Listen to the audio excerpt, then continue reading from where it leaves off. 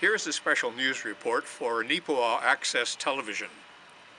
First Nations researchers say edible wild plants, which are harvested on 3 reserves in southern Manitoba, remain safe to eat, even though contamination has been discovered in and around them. With funding from Health Canada, the Standing Medicine Peoples Project was conducted in partnership with Food Matters Manitoba, a provincial charity. The 3 reserves are Swan Lake, Rolling River, and Long Plain.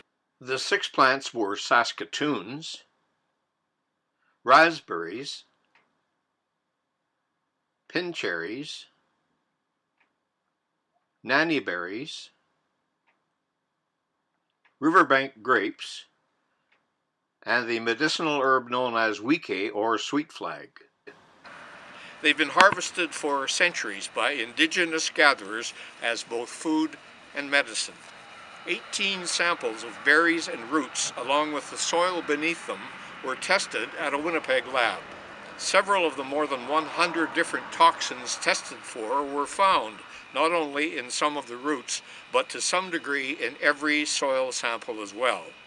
However, the levels are considered generally low, and if caution is used while gathering them, there is believed to be little risk of illness. Nevertheless, band members have long suspected farming methods like these near the reserves of actually making them sick.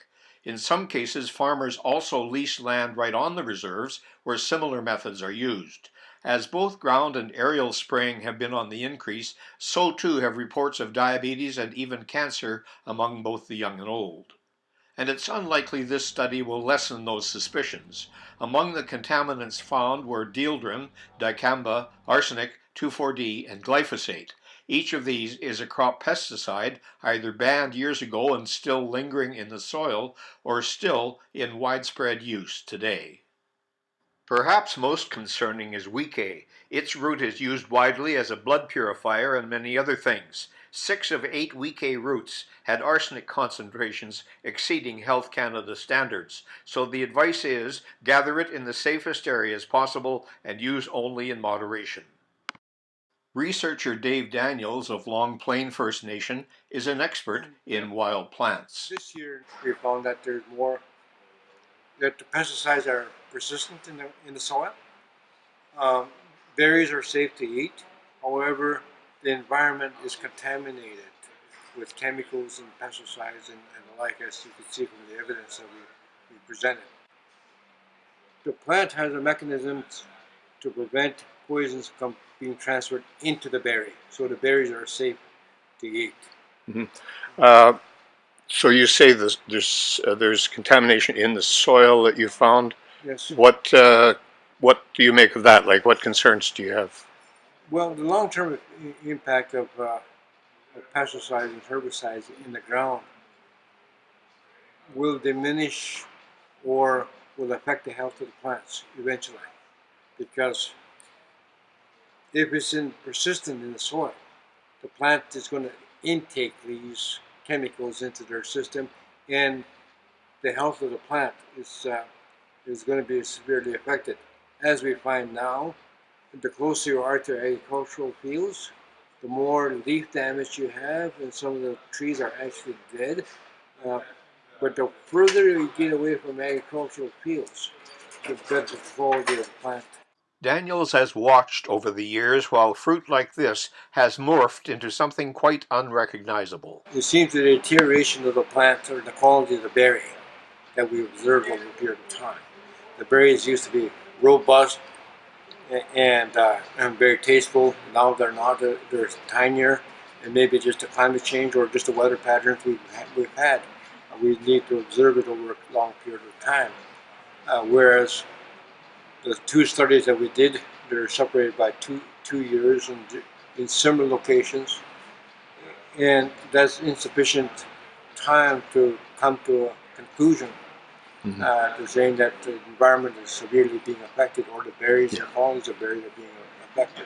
And this applies not only to the berries, but to the medicinal herbs and things? Yes, medicines. The same plant that attacks, the same fungus that attacks canola is attacking some of our herbal medicines that we're seeing out there.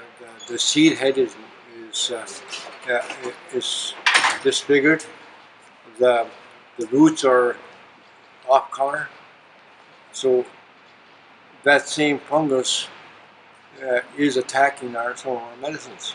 Right. So if it's in our medicines, what are we taking? Is it safe to take these medicines anymore? So that's the concern that I have, is that we need to find an area that's safe, where we can harvest medicines and harvest our foods. Sure.